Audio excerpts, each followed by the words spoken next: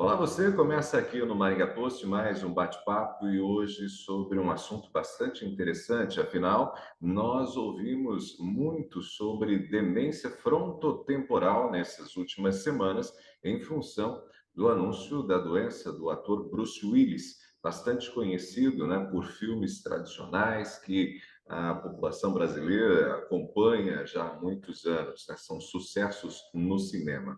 E para falar sobre esse assunto, a gente está recebendo aqui a doutora Lindsay Nakagog. Ela é médica geriatra, ela é especialista em envelhecimento saudável, prevenção de doenças, diagnóstico, tratamento e acompanhamento de doenças crônicas, em especial da doença de Alzheimer. E ela está com a gente para falar justamente sobre esse tema, demência frontotemporal. Doutora Lindsay, seja muito bem-vinda. Obrigado por aceitar nosso convite. Tudo bem contigo? Tudo ótimo, Ronaldo. Eu que agradeço o convite. É sempre um prazer estar aqui conversando com você. Bom, e hoje a gente vai falar sobre demência frontotemporal e tem muito a ver, claro, com a divulgação feita pela família do ator Bruce Willis. Essa é uma doença que a gente praticamente não ouvia falar. A gente ouvia falar sobre demência, mas demência frontotemporal? Pois é, Ronaldo, todos ficaram com bastante curiosidade em saber do que se trata essa demência, né? A gente sabe que demência é um termo que engloba vários tipos de doenças, né? A principal delas é a doença de Alzheimer, tá? Que é praticamente, assim, 70% dos casos de demência. Mas nas demências que ocorrem antes dos 65 anos, que a gente fala que é uma demência de início precoce, tá? A demência frontotemporal é a segunda causa. Apesar de ser a segunda causa, ela é rara, tá? Então, assim, só para você ter uma ideia, enquanto a doença de Alzheimer atinge 7 em cada 100 pessoas depois dos 50 anos, tá? A demência frontotemporal atinge 15 em cada 100 mil pessoas. Tá? Essa é a prevalência. Então, é, a gente não ouve muito porque realmente é um quadro, uma causa rara de demência. E me diz uma coisa, doutora, se ela tem um nome diferente, né, da doença de Alzheimer, é porque provavelmente ela também tem características diferentes, né? Então, quais são as principais características desse tipo de demência, doutora? A demência frontotemporal, ela atinge, como o nome mesmo já disse, áreas do cérebro de região frontal e temporal, que são áreas de comportamento e de linguagem, né? Então, por isso que existem três subtipos principais de demência frontotemporal. A demência frontotemporal do tipo comportamental e as afasias progressivas primárias não fluentes e a semântica, né? No caso do ator Bruce Willis, ele iniciou o quadro com um quadro de afasia. Tanto é que ele deixou de gravar, né, os filmes e tudo mais por conta disso. O que seria afasia? Né? Então, é um distúrbio de linguagem. Então, é quando a pessoa ela não consegue conversar mais adequadamente. Então, ela fala mais devagar, ela não encontra as palavras para conversar, ela esquece o nome dos objetos, né? Então, muitas vezes, o paciente chega no consultório falando que está esquecido, né? Essa é a queixa. Mas a gente precisa, durante a entrevista, avaliar, né? A entrevista médica, que a gente chama de anamnese, avaliar qual que é o esquecimento. Muitas vezes é esquecimento de nomes, de palavras, e isso a gente chama de afasia. E provavelmente depois foram aparecendo outros sintomas, que são sintomas de comportamento. E dentro dos sintomas de comportamento, a pessoa pode, por exemplo, mudar um pouco a sua personalidade, né? Então, a pessoa que às vezes era retraída, tímida, de repente começa a ficar falante, né? Mais extravagante, desinibida, ou até mesmo ter comportamentos é, não muito aceitáveis, assim, né? Então, não saber se comportar durante um evento, né? Se era um evento que era para todo mundo estar triste, de repente um velório, a perda de um ente querido, a pessoa está rindo, ela está tendo um comportamento estranho, né?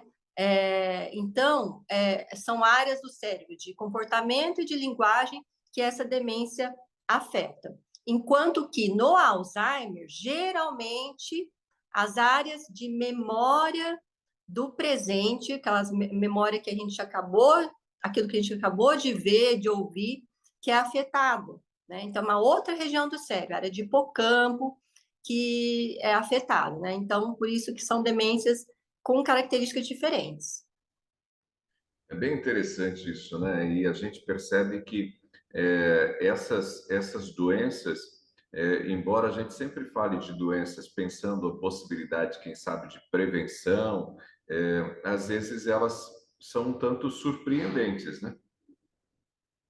Sim, a gente sabe que existem fatores, né? 12 fatores de risco que são fatores ambientais, que são modificáveis, que você consegue reduzir em até 40% o seu risco de demência, aí para todos os tipos de demência, né? Então, por exemplo, se você faz exercício físico, se você controla seu peso, se você não fuma, se você controla o diabetes, controla a pressão arterial, né? Se você evita de ter traumatismos cranianos, então, por exemplo, se você trabalha em algo que pode ocorrer um acidente, você utiliza os IPIs, né?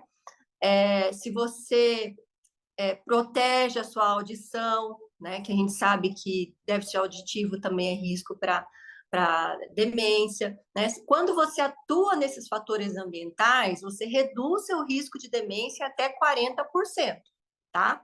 Mas por exemplo, a demência frontotemporal, ela, em aproximadamente 30% dos casos, ela tem uma origem genética, né? Então, daí, mesmo que você faça tudo isso, às vezes, ainda assim, acontece de ter essa demência. Ou seja, não, por mais que haja todo esse cuidado, né? Ou seja, todo essa preocupação com prevenção, com qualidade de vida, né? Porque essa lista que você pontuou aí né, de cuidados é uma lista de cuidados que vale para todas as doenças, né? Quando a gente fala de atividade física, a gente fala de evitar o sobrepeso, a obesidade, enfim, né? Questões que envolvem às vezes até alimentação.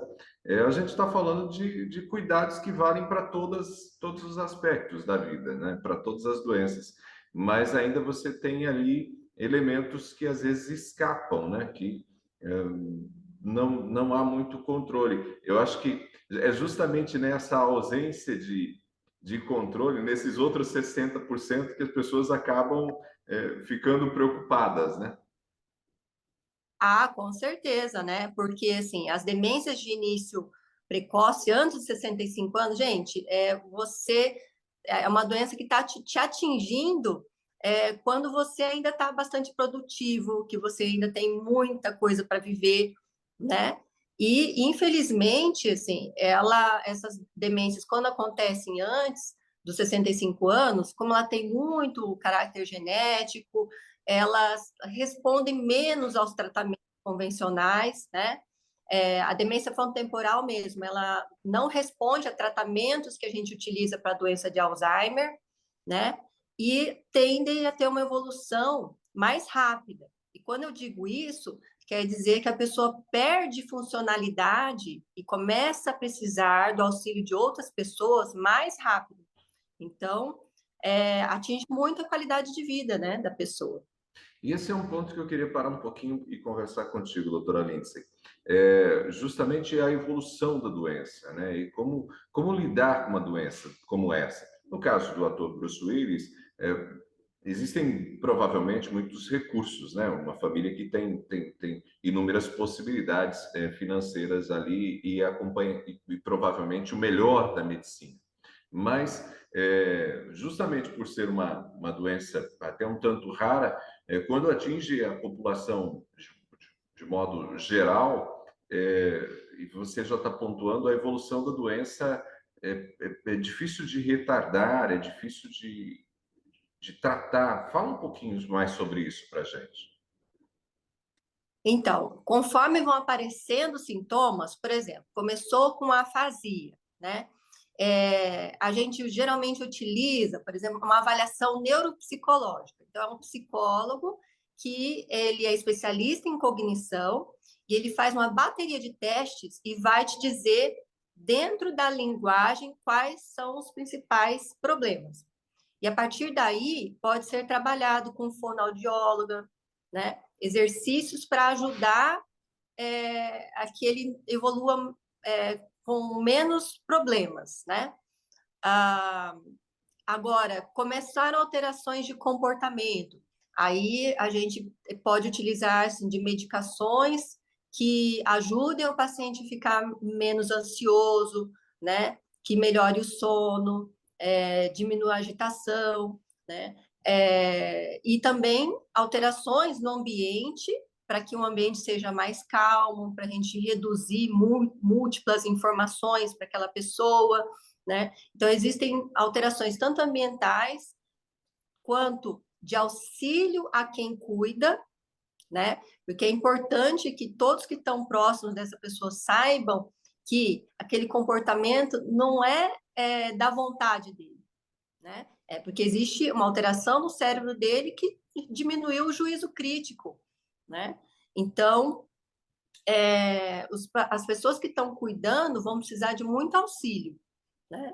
Então, e aí fisioterapia também, conforme vai tendo alterações de locomoção, né? Porque todas as demências elas se iniciam em determinada região, mas elas começam a alterar outras, né? No próprio Alzheimer, depois de alguns anos, a partir da fase moderada, no próprio Alzheimer também começa a atingir a região frontal, né? Por isso que os pacientes às vezes têm alterações de comportamento, né? Então, precisa de uma equipe multiprofissional. É um aspecto que certamente traz bastante desafio para a família, né? E você citou muito bem, porque me parece que tudo que diz respeito à mente, a gente tem um pouco mais de dificuldade para lidar, porque às vezes acha que é só uma questão de querer, né? Ele está fazendo aquilo, ele está agindo daquela maneira em função de talvez um pouco de má vontade da pessoa de reagir de outra maneira. E existe também a questão, Ronaldo, que é assim, nós humanos, toda vez que a gente recebe uma informação ruim, né, nosso cérebro reage naquelas sequências do luto, que a gente fala, né? Então, inicialmente, você pode não aceitar que a pessoa tenha aquela doença, aí procurar vários e vários profissionais, querendo saber se é aquele diagnóstico mesmo. Você pode ficar com raiva, né? Você pode começar a barganhar, né? Até chegar na aceitação. E muitos familiares passam por isso, e o próprio paciente também, em todo início de doença, ele tem consciência do que está acontecendo. Depois começa a não ter mais consciência, mas inicialmente tem. Então, existe sim, inicialmente um sofrimento, tanto da pessoa quanto dos familiares, né? E pode negar. Eu tenho vários pacientes com demência que, quando você pergunta para eles assim, e o senhor ainda vai no mercado, pega o ônibus? Eles falam, vou, faço tudo isso. E familiar do lado, né? Então, porque ele está negando, ele nega a doença dele, né? E são as fases do luto. Doutora Lindsay, pelo cenário que você pontuou para a gente aqui durante a nossa conversa, acho que deu para perceber, inclusive, que é uma doença que, por mais que já existam alguns tratamentos, a resposta ao tratamento não é tão efetiva, eficaz, e a pessoa vai ter um processo de agravamento constante da doença, ou seja, não é algo que dá para retardar ou estacionar, né? Bem isso, Ronaldo. Só que assim, a medicina não é uma ciência exata.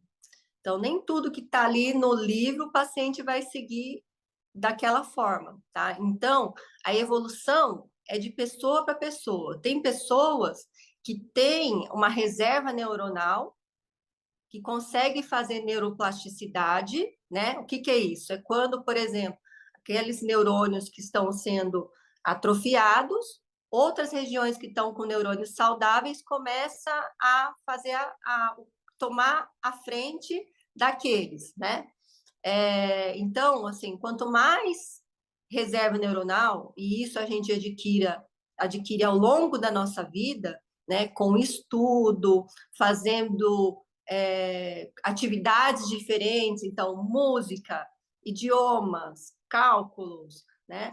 Tudo isso te dá reserva neuronal. O exercício físico também faz com que a pessoa tenha, às vezes, uma progressão da doença diferente, tá?